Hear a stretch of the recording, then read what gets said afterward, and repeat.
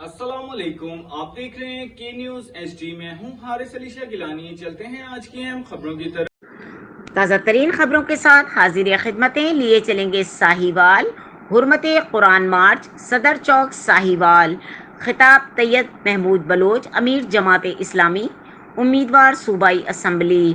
مغرب میں توہین اسلام کے منظم اور متواتر واقعات سے عالمی امن کو خطرہ ہے۔ 2 ارب مسلمانوں کے جذبات اور احساسات سے کھیلنا بند کیا جائے۔ توہین آمیز واقعات کے خلاف اسلامی دنیا اور OIC عملی اقدامات اٹھائیں۔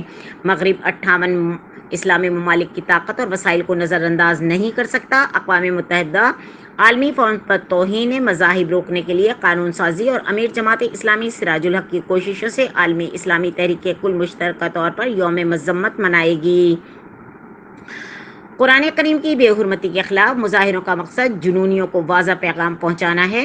جنونی دہشت گرد دنیا کا امن تباہ کرنے کا باعث بن رہے ہیں۔ حکومت لفظی بیان بازی کی بجائے ٹھوس اقدامات اٹھائے۔ قائدین رحمت اللہ بٹو، ڈاکٹر طاہر سراج، رفیق رشید، شیخ اعجاز، قاری عبدالستار، مولانا منظور طاہر، حاجی لطیف، مرزا عاطف، عبداللہ بلوچ، ابوبکر افضل، مولوی طارق جاوید، قاری طاہر رحیمی، قاری اظہار بلوچ، شیخ عطا الرسول، شیخ افضل اسلام، حافظ ابوبکر، رانا اسامہ، قمر بلوچ، شیخ عامر اشرف نے بڑی تعداد میں موجود شرکاء سے خطاب کیا۔